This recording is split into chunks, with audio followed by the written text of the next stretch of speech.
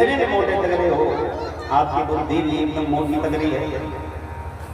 आप युद्ध करते तो हो लेकिन एक बार भी मेरी ओर नहीं देखते हो, और जो केवल युद्ध करे मेरी ओर न देखे वो युद्ध को जीत नहीं पाता है।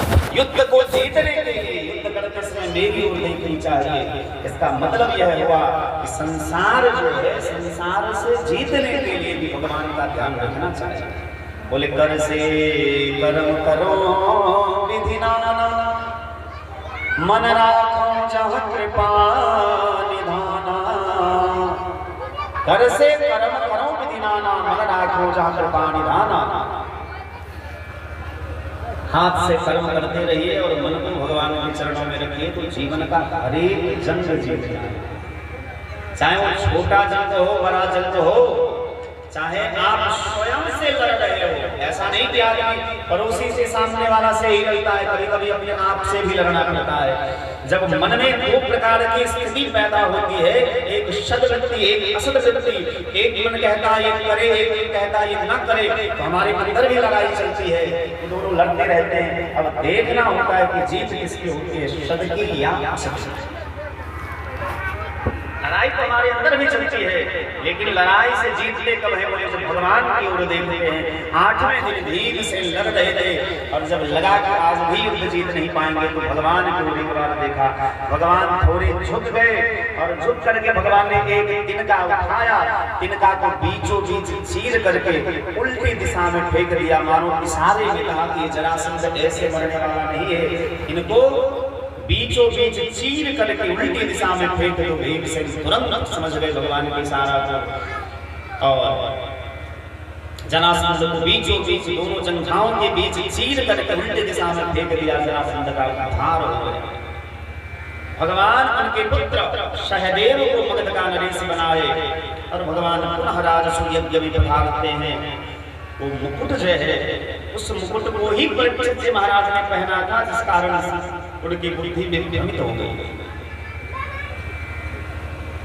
आसन का जीवन में बड़ा महत्व है। किसके आसन पर बैठे, किसके आसन पर न बैठे। कभी कभी ऐसा होता है कि जिसके आसन पर बैठिएगा आपकी बुद्धि भी उसके जैसा ही होगा। इसीलिए सबका आसन, सबके बिछावन पर सोना भी नहीं चाहिए। अब जैसे भैया हम लोगों को दूसरे के यहाँ जल्दी नींद ही नहीं आती। आपको विश्वास होगा कि दुर्गा पूजा से लेके अभी तक हम ठीक से सोए नहीं हैं। हाँ, सोना होता है तो चले जाते हैं आश्रम पर। जैसे यहाँ से भी 2-3 दिन गए आश्रम, अच्छी नहीं, अपने घर में आराम से सो जाते। सबका आसन अलग अलग होता है, और हम तो अपना आसन ऐसे लेके चलते हैं। अब तो खैर बहुत अच्छी व्यवस्था रहती है। पहले जब कथा शुरू में करते थे, बहुत बच्चे थे तो लोग उतना अच्छा व्यवस्था नहीं कर पाते। सब सोचते थे कि बच्चा ही तो है, जैसे तैसे कहीं सुला दिया, कहीं बिठा दिया। और हमारा स्वभाव था, हम जल्दी कुछ कहते नहीं हैं कि हमको ये खाना चाहिए, हमको ये चाहिए, हमको वो चाहिए। हाँ, 2-3 चीज में कंप्रोमाइज में लाइफ नहीं किया, ना कभी करेंगे, मरते तक नहीं करेंगे। कुछ चीजें ऐसी है जिसमें हम समझौता नहीं कर सकते हैं, जो आज तक न किए हैं न कभी जीवन में करेंगे। लेकिन खाने पीने के लिए हम कभी नहीं बोलते कि हमको ये चाहिए वो चाहिए। जो मिल जाए भैया, अच्छा लगा तो खा लो, ना अच्छा लगा तो भगवान का प्रसाद समझ के थोड़ा मुँह में डालो, आराम से पानी पियो और आराम से सो जाओ।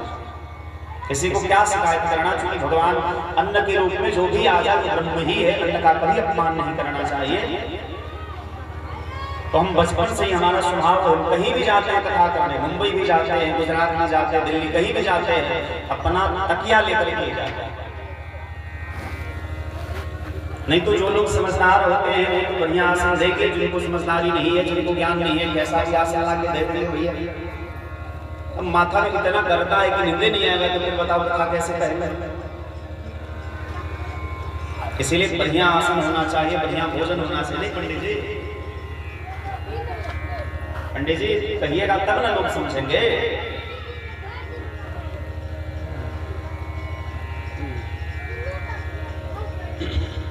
भगवान राजसूय यज्ञ में पधारे तो सबसे पहले प्रश्न हुआ कि अग्र पूजा किसकी।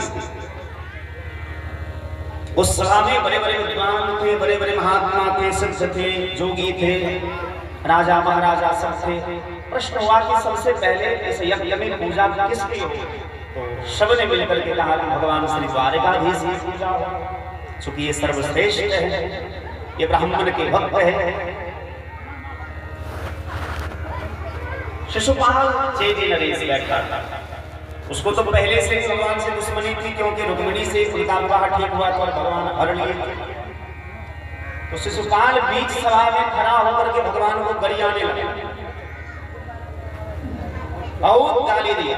अर्जुन तुरंत धनुष्मान लेकर के खड़े हो गए कि एक शब्द भी अब तुमने बोला तो मार दूंगा मैं। भगवान मुस्कुरा कर कहते हैं इसको जितना आज गाली देना है देने दो, जब तक इसका पाप का भरा नहीं भरा है तब तक इसका अंत नहीं होगा। और जितना गाली देगा ये भगवान को उतना जल्दी इसका पाप का भरा भरेगा। और जैसे 101 गाली हुई सो भगवान के हाथ से सुदर्शन चक्र निकला और पूरी सभा में सबके सामने शिशुपाल का सिर छेदन करके 2 भाग में उसका देह कट गया, लेकिन उसके देह से जो दिव्य तेज निकला वो भगवान के देह में आके समा गया।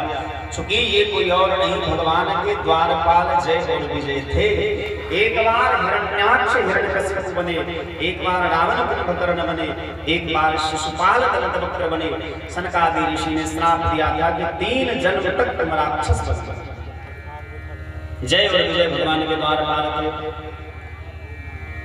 भगवान की ऐसी दिव्यादि दिव्य कथा सुन करके परीक्षित जी महाराज बड़े प्रसन्न हो गए और परीक्षित जी महाराज ने कहा कि सरकार हमने सुना है भगवान के अनेक नाम है, भगवान का एक नाम दीन बंधु दीनानाथ है। क्या कभी भगवान ने किसी दीनहीन को किसी बंधु बनाया है? किसी गरीब को भगवान ने हृदय से लगाया है? जैसे परीक्षित जी महाराज ने भगवान सुखदेव स्वामी से यह पूछा, सुखदेव बाबा को सुदामा की याद आ गई और कहने लगे कृष्णस्य सखा कश्चित् ब्रह्मणो ब्रह्मवेत्तमः विरक्तः इंद्रियार्थेषु प्रशांतात्मा जितेन्द्रियः। सुदामा जी का परिचय दिया, कृष्णस्य सखा कश्चित् ब्रह्मणो ब्रह्मवेत्तमः विरक्तः इंद्रियार्थेषु प्रशांतात्मा जितेन्द्रियः। भगवान कृष्ण के बचपन का एक सखा था जिनका नाम सुदामा था। कृष्णस्य सखा कश्चित् ब्रह्मणो ब्रह्मवेत्तमः, वो ब्राह्मण थे। कैसे ब्राह्मण थे? बोले ब्रह्मवेत्तमः, ब्रह्म को जानने में श्रेष्ठ ब्राह्मण थे, मतलब ब्रह्म तत्व को जान चुके थे। विरक्तः इंद्रियार्थेषु प्रशांतात्मा जितेन्द्रियः, सभी इंद्रियों से विरक्त थे, उन्हें किसी भी इंद्रियों में किसी भी विषय में आसक्ति नहीं थी। विरक्तः इंद्रियार्थेषु प्रशांतात्मा जितेन्द्रियः, हर समय प्रसन्न रहते थे। सभी इंद्रियों को उन्होंने जीत लिया था और 5 घर से केवल भिक्षाटन करते थे। 5 घर में जो मिल जाए वही पा करके रहते थे।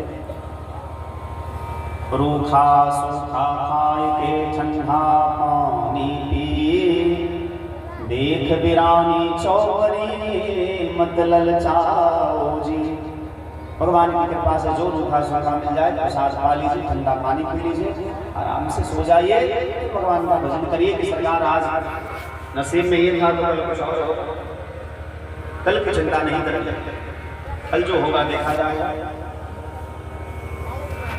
रूखा सूखा खाएंगे ठंडा पानी पी, देख बिरानी चौपरी मत ललचाओ जी। दूसरों का सुख देख करके लालच मत करिए, जो भगवान ने आपके नसीब में लिखा है, जो प्रारब्ध में लिखा है उसका भोग करना चाहिए, उसको प्रसाद समझकर स्वीकार कर लेना चाहिए। कई दिन सुदामा जी के जीवन में ऐसे मिलते हैं जहाँ भिक्षाटन नहीं मिलती है, भिक्षा नहीं मिलती है, ऐसे हाथ खाली हाथ आ जाते हैं। और उनका नियम था 6वें घर में भीख नहीं मांगते थे। एक दिन पत्नी को किसी महात्मा ने कहा कि इनके बचपन के मित्र हैं श्री द्वारिकाधीश, तो इनकी पत्नी ने इनको बिठा करके कहा कि आपको अपने मित्र से मिलने का मन नहीं करता है क्या? करता है बोले कौन मित्र की बात कर रहे हो? बोले आपके बचपन के कोई मित्र हैं, कृष्ण जिनका नाम है, और हमने सुना है कि वो द्वारकाधीश हो गए। जैसे भगवान कृष्ण का स्मरण हुआ, सुदामा जी के आंख में आंसू आ गए। जी कैसे बात करते हो, मेरा मन तो बहुत करता है, लेकिन जाऊं तो कैसे जाऊं, क्योंकि बड़े लोगों के यहाँ, राजा के यहाँ, बेटी के यहाँ, ब्राह्मण के यहाँ, मित्र के घर खाली हाथ कभी नहीं जाना चाहिए। जब भी जाए तो कुछ लेकर के जाना चाहिए। बेटी के यहाँ जाओ, मंदिर में जाओ, महात्मा के यहाँ जाओ, किसी राजा महाराजा के यहाँ जाओ, कुछ लेकर के जाना चाहिए। राजा जोगी बैठना खाली हाथ न देख। लेकिन हमारे घर में तो कुछ है। उनकी पत्नी ने कहा कि आप चिंता क्यों करते हैं, मैं 2-4 घर से कुछ मांग करके ले आती हूँ। और उनकी पत्नी गई, पड़ोसी से 2-4 चावल सुगरा मांग करके लाई, फटे चीतरी कपड़े में बांध करके दे दी, कहना यही हमारे तरफ से उपहार है। और सुदामा जी से कहा कि अपने भगवान से एक बात और कहना, एक मास 2 पाख में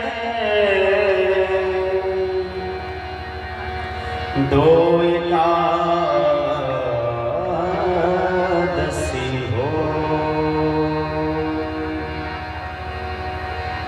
सो प्रभु दीन दयाल ने नित दिन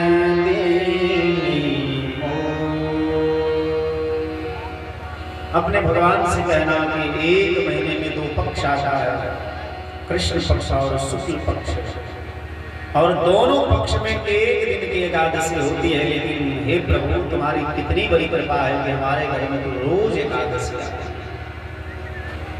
छोटे छोटे बच्चे जब आते हैं, माँ बड़ी जोर की भूख लगी है, तो माँ कहती है बेटा आज एकादशी है, पानी पी करके उसके साथ। 1 मास 2 पाख में 2 एकादशी हो, सो प्रभु दीन दयाल ने नित दिन दीनी हो। सुदामा जी भगवान का स्मरण करते हुए भगवान से मिलने के लिए द्वारिका की ओर प्रस्थान करते हैं। तुम्हारी याद आती है, बताओ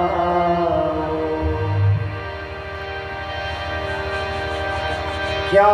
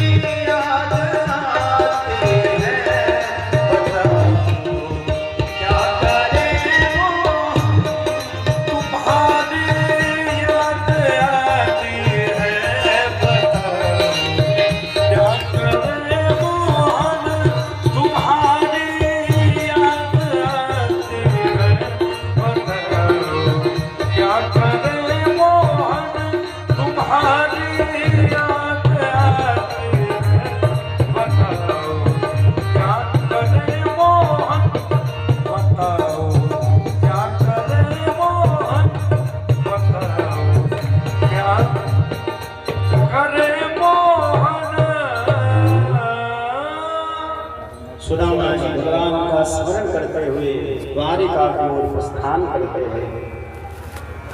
लेकिन कई दिनों से उन्होंने भोजन नहीं किया था, ठीक से पानी नहीं पिया था, देह बड़ा कमजोर था, थक गए चलते चलते।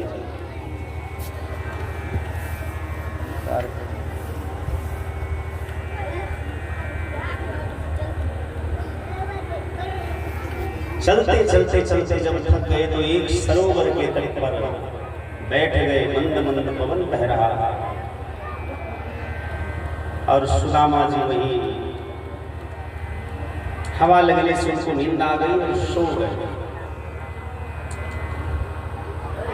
जब कोई बच्चा सो जाता है तो माँ बड़ा निहारती है बच्चा, और रुक्मिणी मैया ने वहां से सुदामा जी को देखा, भगवान से निवेदन किया कि सरकार कैसे निर्दयी हैं आप, एक तो सुदामा ऐसा आपका भक्त है जो आपके सामने कभी जीवन में आज तक मुंह नहीं खोला, आपसे कभी कुछ मांगा नहीं, और आज जब आपके द्वार पर आ रहा है बेचारा थका मारा है, कुछ तो करिए। जब रुक्मिणी मैया ने भगवान श्री द्वारिकाधीश से निवेदन किया तो भगवान ने अपनी योग माया को आदेश दिया और सीधे सुदामा जी को द्वारिका में बुलाया। जैसे आंखें खुली तो देखा चारों तरफ बड़े बड़े महल, सुंदर सुंदर दीवारें, चार दीवारियां, लोग बड़े सुंदर सुंदर लग रहे थे। सभी लोग सुंदर सुंदर वस्त्र पहने हुए थे। सबसे पूछा कि भैया हमें द्वारिका जाना है, रास्ता बताओगे? लोगों ने कहा कि क्षमा करें ब्राह्मण देवता, आप अभी द्वारिका में ही है। अरे भैया हम कब आ गए, हमें तो पता ही नहीं चला। लेकिन ये बताओ कि द्वारिका में आपको जाना कहाँ है? बोले भैया का पता तो नहीं पता है, लेकिन बस इतना पता है कि उसका नाम कृष्ण है, हमारे बचपन का मित्र है और अब वो बहुत बड़ा आदमी बन गया है, इस नगर का राजा बन गया है, ऐसा हमें पता चला है। द्वारपालों को बड़ा आश्चर्य लगा कि आज तक हमने बड़े बड़े देवताओं को इनके द्वार पर आते हुए देखा, लेकिन ये विप्र ये ब्राह्मण कह रहा है कि मैं बचपन का मित्र हूँ। सरकार आपकी लीला भी बड़ी विचित्र है, आप किसको किसको मित्र बना लेते हैं। सुदामा जी से कहा कि हे ब्राह्मण देवता, आप यही द्वार पर थोड़ी प्रतीक्षा करें, भगवान को सूचना देकर आते हैं। भगवान को सूचना देने द्वारपाल गए। शीस पगान जगा तन में, प्रभु जान को आही बसे के राम। पूछत दीन दयाल को धाम, बतावत आपन नाम सुदामा, बतावत आपन नाम सुदामा। धोती फटे सिलटे दुपटे, नहीं पाँव पान के नहीं जाना। पूछत दीन दयाल को धाम, बतावत आपन नाम सुदामा। जैसे भगवान ने यह सुना कि मेरे बचपन का मित्र सुदामा मेरे द्वार पर मेरी प्रतीक्षा कर रहा है, भगवान तुरंत सिंहासन से कूद पड़ते हैं। द्वारपाल देखते रह गए कि भैया आज तक बचपन से हमने आपकी सेवा की, लेकिन ऐसा अद्भुत प्रेम, ऐसा अद्भुत अतिथि हमने किसी को नहीं देखा। बड़े बड़े देवताओं को आपके द्वार पर हमने आते हुए देखा है, लेकिन भगवान स्वयं जिसके लिए कूद पड़े, ऐसा कोई निश्चित रूप से विशेष भक्त होगा भगवान का। भगवान दौड़ते दौड़ते दौड़ते गए, सभी द्वार को पार करके सारे द्वारपाल सारे सैनिक भगवान के पीछे पीछे, रुक्मिणी मैया पीछे पीछे, भगवान आगे आगे दौड़ते हुए भगवान सुदामा का नाम लेते हुए जोर जोर से सुदामा सुदामा पुकारते हुए गए। और द्वार पर खड़े सुदामा जो भगवान के बचपन के मित्र है उनको हृदय से लगा लिया। भगवान रथ पर सवार करा करके सुदामा जी को स्वयं महल के अंदर लाते हैं, सिंहासन पर बिठाया। रुक्मिणी मैया से कहा कि जी आप देख क्या रही हैं, ऐसे ब्राह्मण देवता का आगमन हुआ है हमारे घर में। आज हमारा घर मानो तीर्थ बन गया है। यदि किसी ब्राह्मण किसी महात्मा किसी वैष्णव का घर में आगमन हो तो घर घर नहीं वो तीर्थ बन जाता है। रुक्मिणी मैया कठोता में जल लाने गई, लेकिन तब तक भगवान ने अपना संपूर्ण शीश जो है सुदामा जी के चरणों में झुका दिया और भगवान उनके चरण रज लेकर अपने शीश पर लगाए। क्योंकि भगवान ने कहा है निरपेक्षम मुनिम शांतम निर्वैरम समदर्शनम अनुप्रजाम्य हम नित्यम कोई यज्ञं हृदयेन, जो भक्त मुझसे कभी कुछ नहीं मांगते हैं, निरपेक्षम कोई अपेक्षा नहीं रखते हैं, निर्वैरम, जिसका कोई शत्रु नहीं है, जो समदर्शनम, जो सब में मुझे दर्शन करता है, ऐसे भक्तों के पीछे पीछे तुम्हें उसका दास बन करके घूमता है। अनुप्रजाम हम नित्यम, और ऐसा नहीं कि केवल एक दिन बोले नित्य, ऐसे भक्तों के पीछे पीछे मैं घूमता रहता हूँ। और मेरे भक्त जो चलते हैं उनका चरण रज जो होता है, उस चरण रज को मैं अपने शीश पर धारण कर लेता हूँ, मुझे भी बड़ी शांति मिलती है।